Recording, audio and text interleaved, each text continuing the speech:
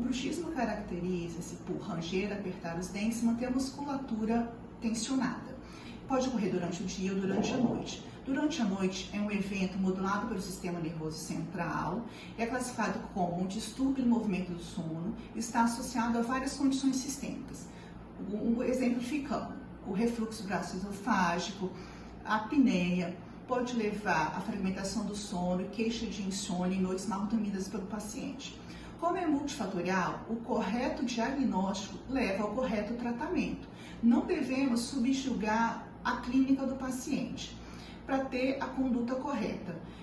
Exemplificando, paciente que é tratado apenas pelo bruxismo e não questiona a apneia, corre-se o risco de piorar a apneia. Por quê? As placas interoclusais lisas, muito usadas para o tratamento do bruxismo e proteção dos dentes, pode levar a uma posteriorização da mandíbula e piorar a apneia e o quadro clínico e sistêmico do paciente.